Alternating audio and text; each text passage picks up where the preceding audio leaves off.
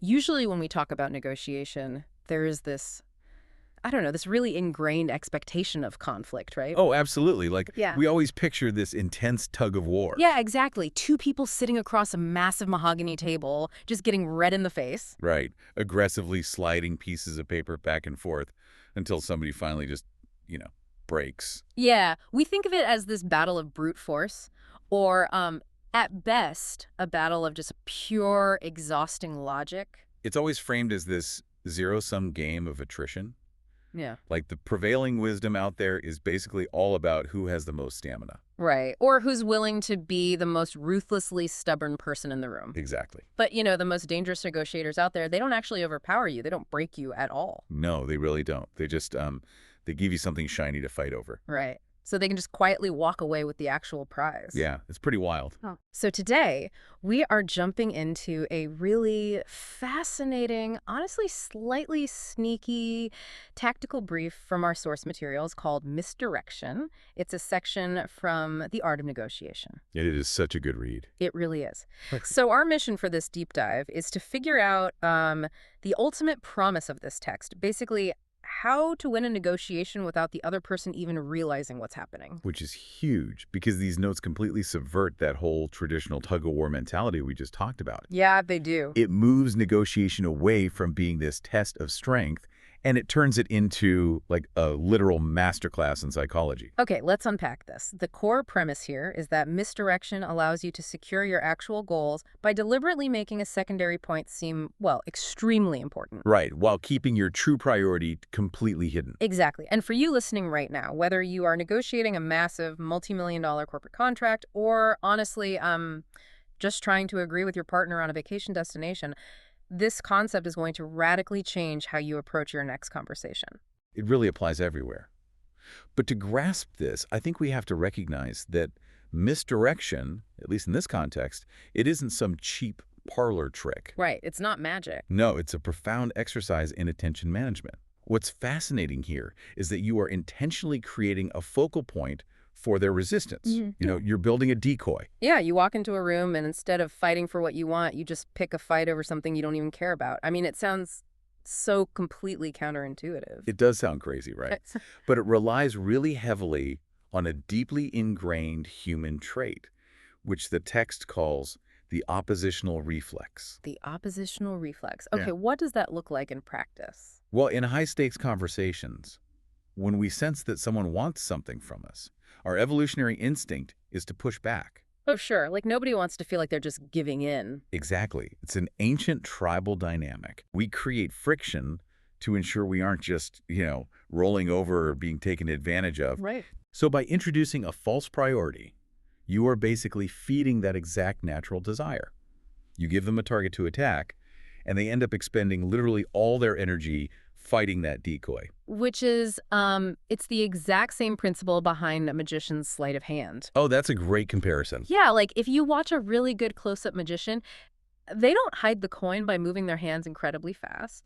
They hide it by giving you a compelling reason to look intently at their left hand. Right, they draw your eye on purpose. Exactly. They might hold up a playing card, flick it, maybe say something provocative about the suit, and your brain just zeroes in on that left hand, and you completely ignore the right hand slowly sliding the coin into their pocket. Because the magician isn't making the coin invisible. They are just making that playing card irresistible to your attention. Yeah, irresistible. And in a negotiation, your fake priority is that playing card. You make it so prominent, so seemingly crucial to your position, that the other party's critical thinking just narrows entirely onto that single point. Their mental bandwidth is just totally consumed by it. Exactly. But wait, I have to pause you there. Because doesn't this require, like, a massive amount of acting? What do you mean? Well, the text says you have to make a secondary point seem extremely important.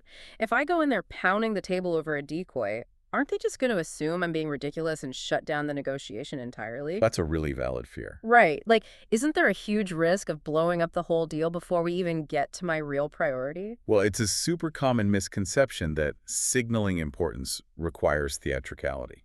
Oh, so I don't need to yell. No. It doesn't mean throwing a temper tantrum.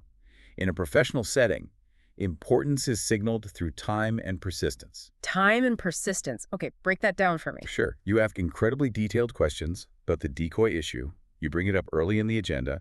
You ask for very specific clauses related to it. Right, so you just won't let it go. Exactly. You show a willingness to literally pause the conversation to discuss its implications. Yeah. It's about creating bureaucratic friction, Hmm. not, acting like Al Pacino in a courtroom drama. Okay, I hear you on the bureaucratic friction, but let's play this out in real life. Sure. If I keep circling back to some minor detail, at some point, aren't they going to look at me and say, why are you being so unreasonable about this tiny thing? They might, yeah.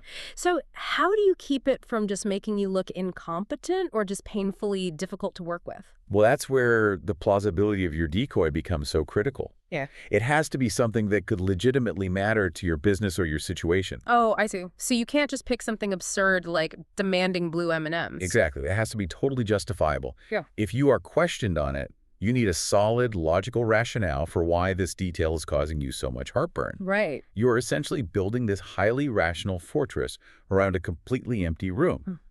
You want them to respect your argument, even as they fight to dismantle it. All right, the theory makes perfect sense. You keep their eyes on the playing card. But I'm trying to picture this in, like, a modern boardroom. Okay. How do you actually fabricate a playing card that they care enough to argue over? Because the briefing suggests that minor details, specifically things like deadlines or small conditions, are the primary vehicles for this. Yeah. And a deadline or a small condition is perfect for this because it's tangible, Right, it's specific. It's something the opponent can easily grasp, argue against, and crucially, they feel like they have the power to modify it or defeat it. It's just a bounded problem for them to solve. Here's where it gets really interesting. Let's visualize this with an extended scenario based strictly on that deadline example from the text. Let's do it. So imagine you are a vendor and you are selling software to a really large corporation. Your absolute, unquestionable, rock bottom true priority is the price. Okay, the price is the real goal. Right. You need the contract to be for exactly $100,000, anything less, and your company actually loses money on the deal. But this specific corporate buyer is just notorious for grinding vendors down on price. Oh, yeah.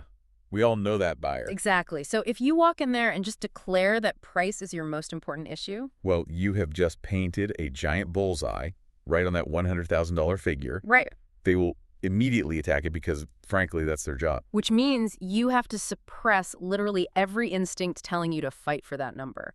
Instead, you walk into the room and you deliberately pick a fight over a Tuesday delivery deadline. Okay, Tuesday delivery. Yeah, you tell them, look, we can do this deal, but the absolute most critical thing for us is that implementation begins by next Tuesday. Our engineers are booked solid, and if we don't start by Tuesday, we basically can't do the project for 6 months. Wow. Okay, so you have just made that Tuesday deadline your fake priority. Precise. And if we connect this to the bigger picture, notice what happens in the buyer's mind right then. What are they thinking? The buyer hears this and immediately thinks, they're desperate for this Tuesday timeline. This is their weak spot. So they focus all their energy right there. Because they want to win. Exactly. They push back. They say something like, Tuesday's impossible for our IT department. We need at least a month to prepare. And boom, you have created the friction. You really have. And so you go back and forth, you hem and haw. You make a really big show of stepping out to call your engineering manager.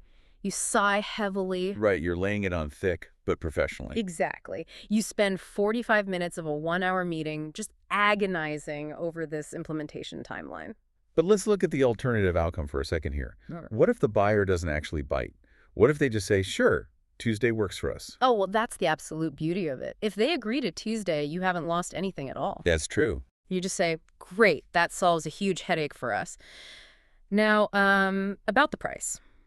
You're still in exactly the same position you would have been anyway, but you have the added benefit of securing your ideal timeline. Right, it's a win-win for you. Exactly. But assuming they do fight you on Tuesday, like we expect, they truly believe they are doing vital work for their company by pushing that deadline back. And because they have fought so intensely to push that deadline back a month, they implicitly understand that they have just inflicted a major loss on A you. loss, right? And this is where we get into the psychology of reciprocity. Human interactions are deeply governed by social contracts, you know. Oh, like a give and take. Exactly. Right. When someone feels they have taken something from you, like getting your preferred timeline, they subconsciously feel a debt. Oh, wow. And the trap just springs shut. It does. Because you lost on your incredibly important Tuesday deadline, they actually feel like they owe you one. Precisely. So when the topic finally shifts to the price with 10 minutes left in the meeting, you pivot. You say, look, you completely gutted my implementation schedule. This is going to be a total nightmare for my team. The absolute least you can do is agree to the $100,000 price point. And they're far, far more likely to concede on the price in that exact moment. Because they feel guilty. Partially guilt, but mostly because they don't want to blow up the deal either. They just spent all their political capital in that room winning the timeline battle. Wow. They yield on the price because they are exhausted from fighting over the deadline, Yeah. and they feel they already achieved a major victory. That is wild. So if we apply this to the vacation scenario we mentioned earlier, let's say my true priority is going to the mountains instead of the beach, Okay. but I don't fight over the destination. I pick a massive fight over leaving on a Friday instead of a Saturday. I see where this is going. Right. I insist that if we don't leave Friday, the whole weekend is just totally ruined. Yeah. My partner argues furiously that Friday is impossible because of work. Right. Their natural resistance. Exactly. So I finally concede, sigh heavily, and say, fine, we can leave Saturday. But, if I'm giving up my Friday, I really need us to go to the mountains so I can actually relax. And it works. It works in the boardroom and works right there in the living room. It's all the same dynamic. You are leveraging that social debt. The concession didn't happen because of a logical argument about the software's value or, the beauty of the mountains. Right. It happened entirely because of the emotional momentum generated by that fake priority. That hits on what I think is the most dangerous insight in these notes. The text literally says, they think they're winning, but meanwhile, you're securing what actually matters most. Yes. While you are quietly getting your way, they actually feel like the victor. Because the true genius of this technique isn't just getting the $100,000 or getting the mountain cabin. The real genius is the emotional state of the opponent when they walk away. Oh, right. They're happy. Exactly. The corporate buyer goes back to their boss and says, man, I really took them to the cleaners. They were desperate to start on Tuesday, and I forced them to wait a whole month. They are incredibly happy. So, what does this say about the human ego in a negotiation? Because it sounds to me like you are practically weaponizing their own need to win against them. You absolutely are. Human beings are deeply, deeply attached to the feeling of winning. It triggers an actual biological response. Really? Oh, yeah. We literally get a hit of dopamine when we assert our dominance or when we bend a situation to our will. So when they push back against my deadline. Right. When they push back against your small condition and you finally reluctantly give in, you are delivering that dopamine hit on a silver platter. You are basically satisfying their ego's demand to feel powerful and influential in the room. You're guiding their attention exactly where you want it. But there is a massive paradox here, isn't there? What do you mean? Well, to successfully execute this misdirection and to deliver that dopamine hit to the other person, you have to be completely willing to lose the argument you started. Oh, yes. You have to actively suppress your own dopamine hit. You basically have to check your own ego at the door. And that is often the absolute hardest part for people to execute. Our own egos want to win every single point. Right. It's hard to back down. If someone tells us Tuesday is impossible, our pride just screams at us to explain exactly why Tuesday is completely reasonable. It takes an incredible amount of emotional discipline to hold back. I can imagine. Because you are the architect of the conversation. You aren't losing the argument. You are purposefully discarding a decoy to ensure the safety of the main prize. It's like playing chess and intentionally leaving your knight totally exposed. Exactly. You let them capture it, and they are so thrilled about taking the knight, they completely fail to realize that by taking it, they have left their king wide open for checkmate. You just let them have that momentary joy of taking a piece off the board. Because you are actively guiding their attention. Yeah. You are constructing the maze they're walking through, Yeah. You placed a piece of cheese down a dead end just to keep them occupied, while you walk out the front door with the actual prize. It requires an entirely different level of self-awareness. Okay, so we deeply understand the mechanics of the decoy now, and we've unpacked the heavy psychology of ego, dopamine, and this whole illusion of winning. Right. But how do you actually put this into practice? If you are listening to this right now, how do you actually build your maze? Well, the notes offer a very explicit directive for this. Basically, before your next negotiation, ask yourself, what false priority can I highlight to protect the real one?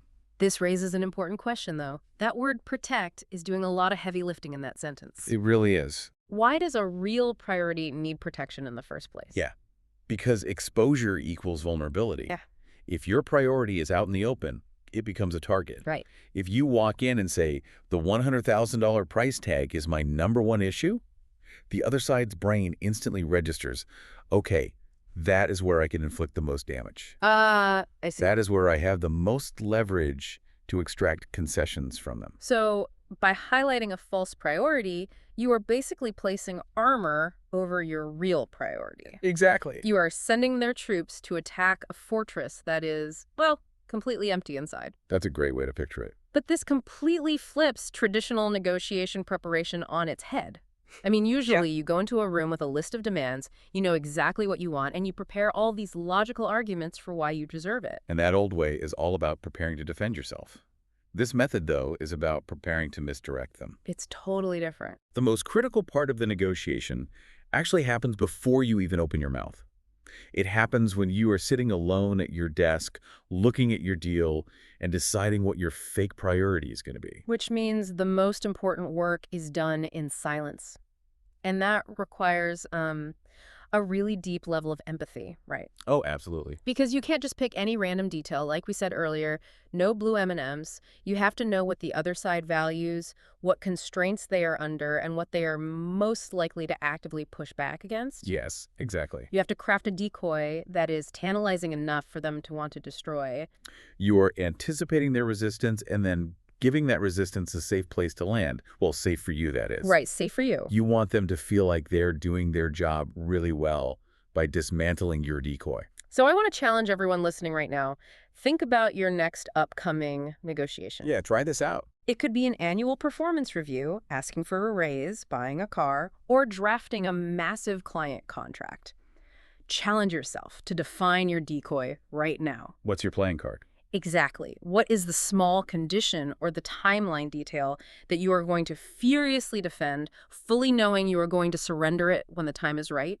Define that playing card before you ever walk into the room. Doing that, it just completely changes your posture going into the conversation. How so? Instead of feeling anxious about fiercely defending your real priority, you feel this sense of calm control.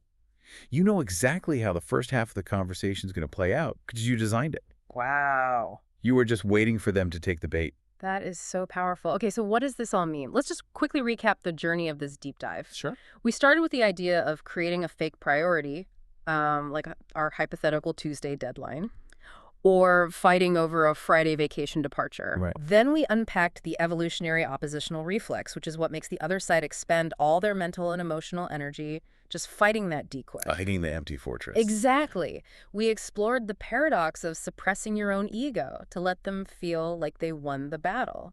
And we saw how, through all of that, you quietly and safely secure the real priority that actually matters. All by leveraging the social contract of reciprocity. It is such a profound framework. It really is. But there's a lingering thought we should probably consider before we wrap up. Oh, what's that? Well, we spent this whole deep dive talking about how you can use misdirection to gain an advantage, right? Right. The hallmark of this technique, though, is that the other person doesn't even realize it's happening. So ask yourself, how many times has this exact technique been used on you? Oh, wow. Think back to your last major negotiation. Were you fighting tooth and nail over a deadline or some small condition? Did you walk away feeling incredibly proud that you forced them to concede on a minor point? Right. Completely unaware that you were just attacking a decoy while they walked away with exactly what they wanted all along. Oh, that is a chilling thought to end on. A little bit of negotiation paranoia to keep us sharp. Exactly. Well, thank you so much for joining us on this deep dive. To everyone listening, keep your eyes open out there, be mindful of where your attention is being guided, and make absolutely sure your real priorities remain heavily protected. Catch you next time.